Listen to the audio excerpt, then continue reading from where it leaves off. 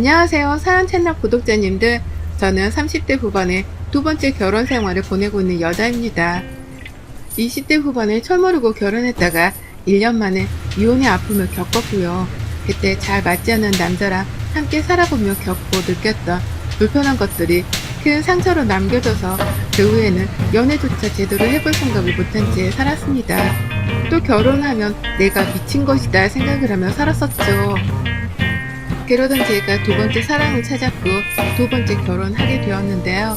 물론 이 과정에서도 우여곡절이 많았지만 각오를 하고 시작한 결혼임에도 여러 난관들이 생겨 참 난감했습니다. 결혼이란 건 정말로 나라는 사람의 무조건적인 희생이 없으면 불가능한 것인지에 대한 고질적인 문제까지 되돌아봐야 했던 수준이었죠. 재혼을 한 지금의 남편은 저와 마찬가지로 이혼한 전적이 있는 사람입니다. 똑같이 결혼 생활을 1년 정도만 유지를 하다가 바로 이혼을 했더라고요. 한동안 여자를 멀리하고 살았다는 그 말 한마디에 왠지 겪은 상처가 저랑 비슷한 것도 같았습니다. 서로 힘들었던 것들을 보듬어주고 달래주다 보니 정이라도 쌓인 건지 결혼도 하게 되었는데요. 아휴, 제발로 이 지옥까지 또 걸어 들어왔다고 생각을 하니 지금도 후회스럽고 답답해 죽겠습니다. 부디 완벽한 결혼을 꿈꾸는 분들이 그 환상을 좀 깨주시길 바라는 마음으로 제 사연을 적어봅니다. 재혼을 하면서 많은 걸 가져올 생각은 없었어요. 결혼을 한번 해봤고 살림도 한번 합쳐봤으니 이번에는 그냥 뭐든 단소하게 하고 끝내자는 마음이 컸죠. 결혼식도 또 한다고 사람들을 초대하기가 조금은 민망해서 가족들만 일부를 쭉 다 같이 모여 밥 먹는 자리로만 통을 쳤고요. 그래도 드레스를 입고서 결혼을 하는 기분을 꼭 내보고 싶어 원피스형의 단정한 옷을 맞춰 입긴 했습니다. 시어머니 되시는 분이 본인도 드레스를 꼭 한번 입어보고 싶다며 엉뚱한 소리로 고집을 피우신 바람에 시어머니는 저랑 비슷하지만 훨씬 긴 드레스 형태의 분홍색 한벌을 맞춰 입으셨고요. 시어머니 혼자만 그런 옷을 입고 나타나는 것이 저희 가족들이 보기엔 좀 이상할 것 같아서 저희 친정 엄마한테도 똑같은 걸 맞춰드렸습니다. 그래서 제 결혼은요, 지금 결혼 사진을 보면 신부인 저보다 양옆에 서 있는 양쪽 어머님들의 옷이 더 휘황찬란하고 길고 예뻐요. 양쪽이 결혼하는 신부 둘을 끼고 서 있는 호러미이냐, 저는 사진 속에서 분노를 감추지 못한 채 억누르며 어정쩡한 표정으로 사진을 남겼답니다.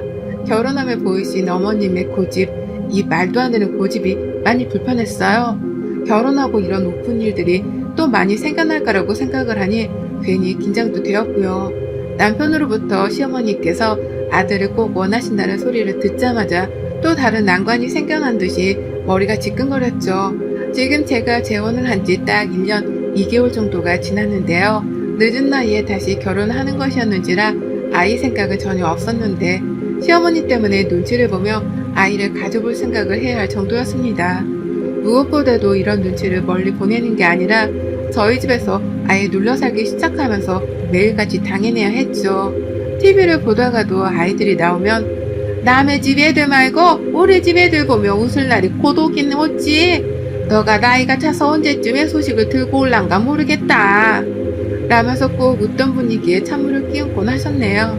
왠지 자신의 아들이 보고 싶어서 저희 집에 눌러 살려고 하는 것 같은데 꼭 입 밖으로는 손주 타령만 해대며 저에게 잔소리만 하니 할 말이 없었습니다. 그리고 나서 점차 뭐가 더 큰 문제인지를 알 수 있게 되었습니다. 단순히 손주 타령만 하는 시어머니의 잔소리가 듣기 싫어서 그걸 피하느라 잠시 시어머니가 어찌 지냈는지에 대해서 관심을 끄게 되었는데요. 그러는 사이 어머님은 저희 부부집을 마치 자신의 집인 마냥 편안하게 지내면서 문제를 일으키기 시작하셨네요. 바로 본인의 그 더러운 본능을 며느리인 제 앞에서도 드러내기 시작하신 겁니다. 처음에 재혼하는 아들 앞에서 드레스도 입어보고 싶다고 고집을 부리던 어머님이셨습니다. 예쁜 걸 좋아하시고 꾸미는 것도 좋아하는 분이구나 싶었어요. 재혼을 하자마자 손주 타령도 하는 걸 보니 나름 인생에 계획적으로 정해놓은 기준 같은 것도 있는 분인 줄 알았네요. 얼른 손주가 생겨야 하는데 생기지 않았으니 이제라도 빨리 낳으라고 고치시는 모습에서 부지런히 잔소리도 하시는 분이구나 싶었고요. 그래서 감히 상상도 못했습니다. 어머님이 더 더러운 분이라는 걸 말이죠. 제 기준에서 더럽다는 건 그냥 며칠 샤워를 안 하고 머리카락이 떡이 질 때까지도 씻을 생각을 안 하는 것이 전부였어요. 실제 그런 사람은 대학 시절 시험 기간이나 길거리에 있는 노숙자들에게서만 한두 번 봤을 뿐 가까이 둔 적도 없고 자세히 본 적도 없었습니다. 그래서 처음엔 몰랐어요. 어머님이 더러운 사람이란 걸 말이죠. 저희 집에서 거의 눌러 살다시피 하고부터 남편도 별다른 제지를 안 하더라고요. 오히려 어머님이 집에 오면 왔어? 라면서 밥은 먹었는지를 물어보고 자연스레 같이 밥까지 먹고 가라며 자리를 만들었죠. 그러던 게 점점 자고 가라는 소리로까지 이어지게 되었고 편안하게 대해주고 화면까지 해주는 남편을 보며 시어머니도 긴장이 풀렸던 것 같습니다. 점점 저희 집에서 눌러 지내려는 낌새를 보이기 시작하셨죠. 그런데 그러면서 정말로 제가 편해지신 건지 잘 씻지를 않으시더라고요. 더럽다 여겨질 만한 행동도 서스럼 없이 하기 시작하셨고요. 처음엔 어머님이 이렇게 자주 자고 갈 바에야 그냥 내 방 하나도 만들어줘라 라고 말씀을 하셨을 때 작은 방 하나를 내어드리면서 속으로 엄청 욕을 했습니다. 그래도 소원하시는 대로 아이를 가지면 내 집에서 나가겠거니 했는데요. 한동안 방 안에 눌러 살며 나올 생각을 안 하더라고요. 밥도 그냥 안 먹겠다고 하고 한 번은 본인 집에서 작은 TV 하나까지 챙겨 저희 집으로 들고 오셨어요. 그리고 방 안에서 주구장창 TV만 보셨죠. 왜 저러시나 싶고 내 집인데 이건 아닌 것 같아서 눈치라도 드리고자 먼저 방문을 열고 들어갔습니다. 밥 먹으라는 말을 해보려고 말이죠. 근데 들어가자마자 나는 악취 때문에 미치는 줄 알았어요. 저희 부부가 출근한 사이에 적어도 씻거나 양치 정도는 하신 줄 알았는데요. 시어머니 오신다고 치운 지 얼마 되지도 않았던 그 방에서 나는 쉰내에 기함을 쳤죠. 어머님 근처에 가서 죽었는지 살았는지 확인한다고 말을 걸어봤다가 입에서 나는 입냄새에 2번 기절을 할 뻔했고요. 이런 제 속마음을 아는지 모르는지 어머님은 그저 방 안에 들어오지를 말라면서 입을 벌리고는 말을 자꾸만 뱉어내며 저보고 나가라고 하는데 아플싸 싶었죠. 이런 어머님이랑 이러다가 한 집에서 영영 같이 사는 게 아닌가 하고 말입니다. 남편한테는 이게 어떻게 돌아가고 있는 거냐며 여러 번 화도 냈는데요. 소용없었어요. 남편이 시어머니 편을 들었거든요. 아이를 얼른 보고 싶어 하시는지라 우리 곁에 있으면서 본인의 불안함을 푸는 거라고 시어머니만 감싸는데 아이고 이게 진짜 뭔가 잘못되었구나 싶었습니다. 연애 때부터 전부인한테 상처를 받아 안쓰러워 보이던 남편은 어디로 가고 이제는 밉지만 떡 하나를 더 주기도 싫은 원수가 된 사람이 되었죠. 상황이 이렇다 보니 저는 자꾸만 못 살겠다는 생각이 들었고 아이는 개뿔, 임신 준비 따위는 아무것도 하고 싶지 않았습니다. 가뜩이나 시어머니가 들어오면서 남편이 살림에서 손을 놔버린 바람에 제가 직장을 다님과 동시에 집안일도 도맡아서 하고 있었거든요. 이러려고 나를 꼬셔서 재혼을 시킨 건가 싶었을 정도로 재혼 후에 제 결혼 생활은 그다지 아름답지가 않았습니다. 그런데 그 와중에 시어머니는 더러운 자신의 모습을 방 밖으로까지 들고 나와버리셨죠. 방 안에서 TV만 보시며 씻지도 않고 치우지도 않으며 악취를 풍기던 어머님이 자신의 활동 영역을 방 밖으로 옮기기 시작하신 겁니다. 거실이며 부엌이며 저희 집안을 싹 다 돌아다니면서 말이죠.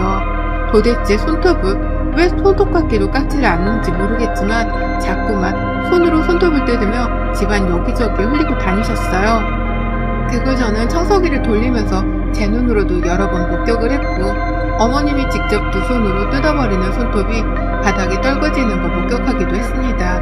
미쳐버릴 노릇이었죠. 저걸 저렇게 집안에 흘리고 다닌다는 생각에 소름이 돋아 말도 못할 정도로 말이죠. 일부러 어머님께 눈치라도 줘야 할까 싶어서 저는 매일같이 지나칠 정도로 부지런히 떨며 청소기를 돌렸습니다. 내가 이 정도로 청소를 하니까 절대로 더 이상 내 집을 더럽히지 말아달라는 의미로 말이죠. 하지만 손톱 하나는 약과에 불과했답니다. 몸에 있는 구멍이랑 구멍에 손을 자꾸만 집어넣어서는 여기저기 집안의 그 내용물들을 흘리셨어요. 귀를 파고는 손을 허공에다 털어댄 적도 한두 번이 아니었고 포크봉을 후비다가 그 상태로 소파를 만지고 거실 탁자를 만지는 등 제 손이 닿는 곳들이랑 곳들에는 죄다 흔적을 남기셨답니다. 정말 까무라칠 노릇이었죠. 소리는 또 어찌나 요란하신지 귀를 파면서도 아이고 시원하다 라고 하면서 동네방네에 자기가 귀를 팠다는 걸 광고라도 하는 듯이 말하셨고요. 코를 파고 나서도 아이고 왕딱지네 라면서 상상이 될 정도의 더러운 말을 아무렇지 않게 뱉어내면서 제가 듣도록 하셨어요. 온몸에 닭살이 쫙 끼치는 건 말도 못했고 내가 언제까지 내 집에서 이런 소리와 이런 더러운 광경을 보고 들어야 하나 싶어 괴로웠습니다. 출근을 할 때에는 시어머니가 또 어디다 더러운 자신의 내용물을 떨어뜨려 놨을까 싶어 그게 걱정이 되었고요. 퇴근을 할 때에는 어머님을 또 봐야 한다는 생각에 다른 걱정을 했습니다. 출근을 해도 고민이고 퇴근을 해도 고민이었어요. 집에 와도 고민이고 집을 나서도 고민이었던 거죠. 청소 좀 해달라고 이런 건 쓰레기통에 버리거나 휴지에 감싸서 버려달라며 일부러 거실 한복판에 휴지통을 가져다 놓기도 했고 시어머니 보는 앞에서 하루 만에 3번이나 청소기를 밀었던 적도 있었어요. 이건 너무 더러운 게 아니냐면서 남편에게 눈치를 주기도 했고 눈치 없는 척을 하는 시어머니께도 부탁을 드렸습니다. 이런 게 다 집안 공기도 더럽히는 거라고 결국 서로에게 좋지 않다며 애원하기도 했어요. 정말 환장할 뻔했죠. 이 나이에 시어머니한테 코딱지 파는 방법, 귀 파는 방법, 그리고 손톱 깎는 방법까지 가르쳐드려야 한다니 말입니다. 하지만 이런 얘기를 해도 소용이 없었어요. 어머님이 달라지질 않으셨거든요. 내가 치운다고 일단 간지러우니까 이렇게 해놓은 거고 내가 곧장 치우려 했다 라고 하면서 자신은 바로 치우려고 했지만 며느리인 제가 잔소리를 퍼붓는 바람에 빈정이 상해서 안 치우는 거라는 식으로 말씀을 돌려 하셨답니다. 그러면서 오히려 제가 너무한 사람이란 듯이 표정을 억울함 가득 담아서 지어내는데 그 꼴을 보니 제 속은 더 뒤집혔죠. 남편은 자기 엄마만 불쌍한 사람이라는 듯이 저한테만 잔소리를 그만하라 짜증을 냈고요. 악순환의 반복이었습니다. 이래서 남편이 이혼을 당했구나 싶었어요. 사실은 전 부인한테서 상처를 받고 이혼을 했던 게 아니라 이게 전부 다 더러운 시어머니와 무심한 남편의 콜라보레이션 때문에 이혼을 당한 거란 확신이 그제서야 들었습니다. 그러니 저도 슬슬 상황 파악이 되었죠. 내가 재혼을 잘못했고 이러다 2번의 이혼도 할지 모르겠구나 라는 걸 말이죠. 그러는 와중에 남편과 시어머니께 한 방을 먹었습니다. 제가 너무 힘들어서 한동안 청소기고 뭐고 돌리지도 않았어요. 내가 청소를 안 하면 당연히 남편이 해줄 거라고 믿으면서 일부러 집안일에 손을 놔봤습니다. 힘들게 일을 하고 들어와서도 밥 생각이 없다며 저녁도 고맙고요. 그러면서 다 귀찮다고 먼저 씻고 방 안에 들어가 누워 핸드폰만 했어요. 아침에 출근을 하면서도 일부러 집안 꾸러지는 안 보려고 했고 옷을 갈아입자마자 출근해버렸죠. 그러면서 이혼하자는 말이 목구멍까지 남은 상태에서 억지로 퇴근을 하고 집에 들어가는데요. 그만 그동안에 난장판이 되어버린 집안 꼴을 목격하고 말았습니다. 그건 흡사 쓰레기장, 정말 어디 빈민가의 빈민촌에나 있을 법한 것으로 추정이 되는 개판의 쓰레기장과도 맞먹었네요. 현관에서부터 누가 흘린 건지 손톱 하나가 또 놓여져 있었는데요. 색깔이 노르스름하고 크기가 작은 것이 딱 봐도 우리 집 노인이 시어머니 것이더라고요. 순간 하씨 라는 탄식의 욕이 쏟아져 나올 뻔한 그때 제 시선이 자연스레 손톱을 따라 그 뒤에 거실로 천천히 옮겨졌는데요. 아유, 여기저기 코를 푼 건지 휴지가 널브러져 있고 제가 저녁도 아침도 안 해주니 배달 음식을 시켜 먹었나 본데 남기고만 잔반들이 탁자 위에 막 놓여져 있는데 냄새가 그런 악취가 또 없더라고요. 그 와중에 덥다면서 창문을 죄다 닫고 에어컨을 빵빵히 켜놓은 바람에 냄새가 정말 환장의 조합이었습니다. 놀라서 당장 환기부터 시켰고 그제서야 시어머니를 찾았어요. 집안꼴을 이따위로 만들어 놓으면 어쩌냐는 저의 속마음이 본능적으로 튀어나오면서 정말 극도의 분노 상태로 어머님을 찾았는데요. 정말 뜬금없는 곳에서 어머님을 발견하고 말았습니다. 어머님이 글쎄 제 침대 안에서 제가 눕는 베개에 씻지도 않고 떡이 진 그 머리를 기대고는 누워있다가 딱 걸린 거예요. 아우씨, 정말 욕이 안 튀어나올 수가 없었네요. 저 더러운 머리를 설마 지금껏 내 베개 위에 자주 눕힌 건가 싶어서 그간에 제가 베개맡에서 휴식을 취했던 순간들이 스쳐 지나가며 말도 못하게 괴로웠습니다. 더러웠으니까요. 어쩐지 시어머니한테서 나는 냄새가 침대 안에서도 나는 것 같은데 내가 너무 하루 종일 더러운 꼴만 보느라 민감해서 그런가 보다 싶어 그냥 억지로 눈을 감곤 했거든요. 근데 그게 다 어머님이 제 허락도 없이 제 침대 안에 들어와 주무셔서 그런 거라 생각하니 소름이 쫙 끼치더라고요. 왜 여기 계세요? 라고 환장하며 물어보니 어머님이 그러셨어요. 여기 침대가 좋아서 라고 말이죠.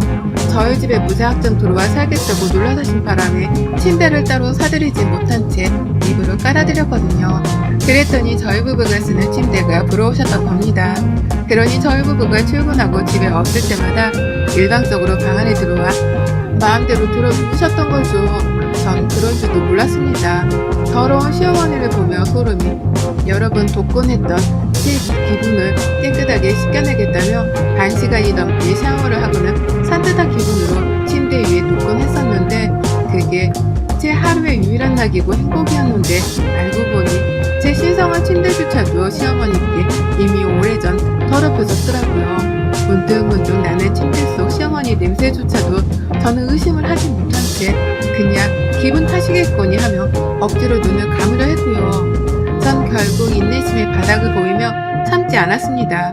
시어머니를 당장에 제 방 밖으로 내보냈고요. 시어머니를 따라 방 밖을 나섰다가 다시 마주한 쓰레기장 같은 거실을 보며 결국 이걸 다 어떻게 치우냐고요 라면서 괴성을 질렀죠. 시어머니는 그 순간 자리를 피해야겠다 싶었는지 방 안으로 후다닥 들어가셨는데요. 전 이대로 더는 못 산다며 끝장을 보기로 했습니다. 그리고 싱크대로 달려갔죠. 냄비 하나에다가 물을 가득 담아 부으면서도 화를 삭히지 못해 찍찍댔어요. 그러다 물 가득 담은 냄비를 들고는 그냥 냅다 어머니 방으로 들어가 버렸습니다. 그리고는 부어버렸죠. 그 물을 죄다 방바닥에 부어버린 겁니다. 제발 좀 닦고 치우세요. 이게 돼지우리도 아니고 집을 이렇게 망쳐놓으면 어떡하냐고요.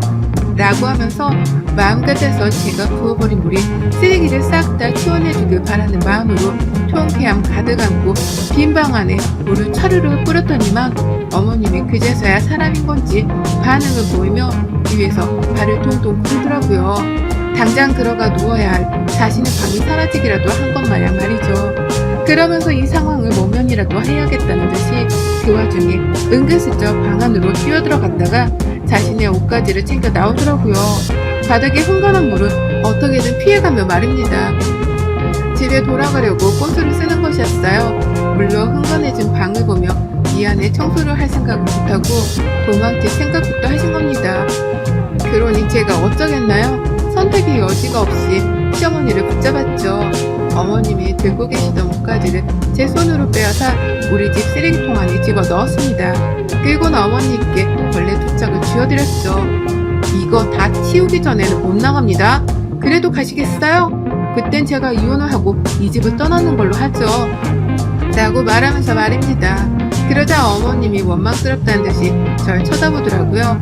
이전에 며느리도 이런 식으로 도망을 쳤을 텐데 두 번째 며느리까지 이혼 얘기를 꺼내니 꽤나 섭섭하고 속상했던 모양이었습니다.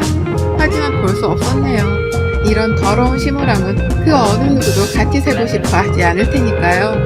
저 혼자 더는 이 지옥 같은 곳에서 살고 싶지도 않고 더러운 사람이랑 냄새 맡아가며 내 정신을 피폐하게 만들기 싫다고 짐을 쌌습니다. 시무방은 이미 물바다인데 저는 그걸 치울 생각도 안 하고 맞서서 집을 나가겠다며 짐을 싸는 상황이었어요. 이혼을 하겠다는 말을 불사지르며 말입니다.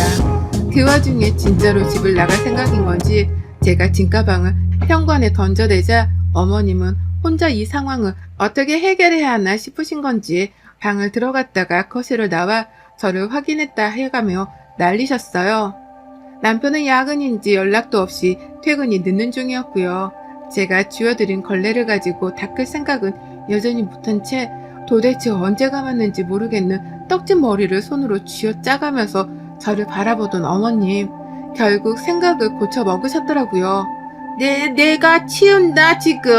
내가 정말 더럽고 안 입고 와서 이거 치우고 내 집 갈라니까 넌 그냥 가만히 있어.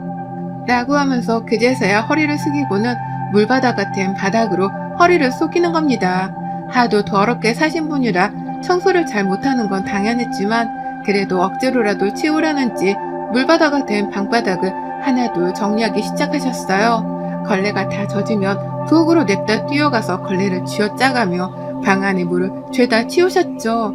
하지만 그런다고 더러워진 집안꼴이 원래대로 되돌아오는 건 아니었고요.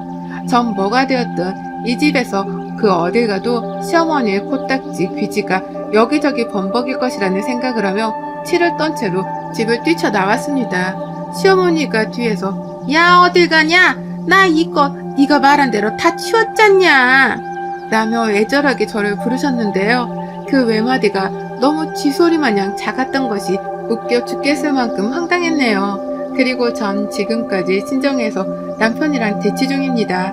이놈의 남편은 이 집 와서 이혼 2번 하는 게 싫은 건지 자기가 집안을 싹 다 치워놨다며 매일같이 사진을 보내오더라고요. 하루는 거실 사진, 하루는 시어머니 방이 깔끔하게 비워진 사진까지 보내며 자신이 깨끗하게 치웠으니 저는 몸만 돌아오면 된다는 소리를 해댔어요.